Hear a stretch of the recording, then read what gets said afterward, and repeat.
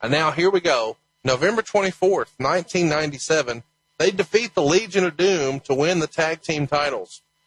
Coming to the ring for this match, Road Dogg and Billy Gunn are actually wearing the Legion of Doom shoulder pads, which they had previously stolen. And Road Dogg says, "What a flush," to knock off the famous "Oh, what a rush."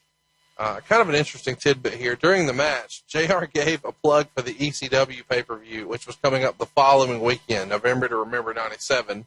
And after they get the win, Gunn and Road Dogg quickly run up the ramp and out of the arena and literally run out to their car. And JR said they looked like bank robbers leaving the bank in their getaway car.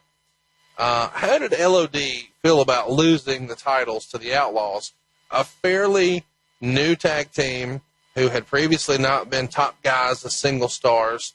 And LOD, 10 years prior to this, were arguably two of the biggest stars in the business.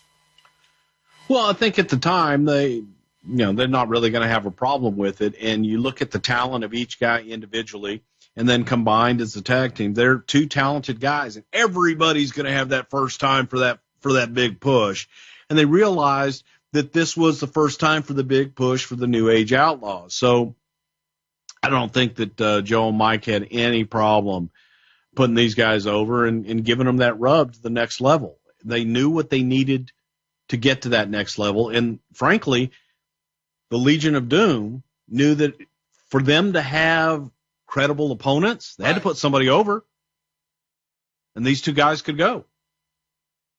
Yeah, and it's an interesting time in the company, too, because you guys had sort of refocused on the tag team division, but there weren't a lot of stars. But obviously the Road Warriors were a big deal, and nobody knows that more than Road Dogg.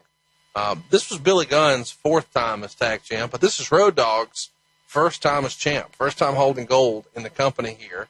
So it's a big deal to him growing up in the business. And he's probably marking out as a kid who grew up in Georgia. They just beat the fucking Road Warriors. Kind of a big deal.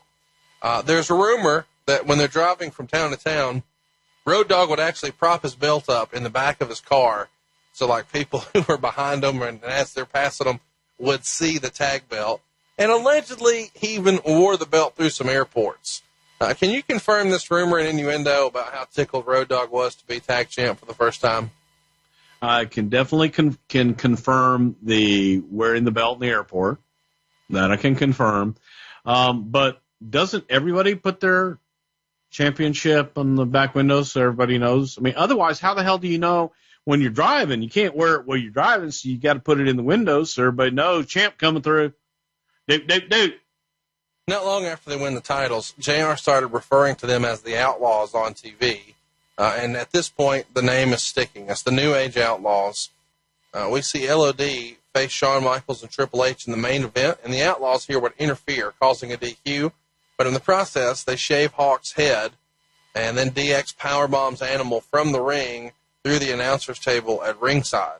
So it's a little bit of a glimpse into the future with the Outlaws working with DX. And this is done, obviously, to sort of give the Outlaws the rub. Not only are they squashing Legion of Doom and embarrassing them and humiliating them, but they're doing it with two top guys, Shawn Michaels and Triple H. At this point, Hawk has been... And if I may interrupt you real quick, and the one other thing, if you go back and you watch that, you'll see Shawn and Hunter kind of leaning on the ropes and doing the old finger on the lip like they're in deep thought, like, that might be two good additions to DX. Just a little subtle, as you say, a precursor to what may come, and I'm sorry I interrupted you. No, listen, I think it was a cool angle here because Hawk is really, both of these guys are really identified by the face paint, the shoulder pads, and the crazy hair. And to have someone shave Hawk's hair, it's a pretty big deal. Obviously, it's not the long flowing mane, but it is a very identifiable haircut. And it's really well done here.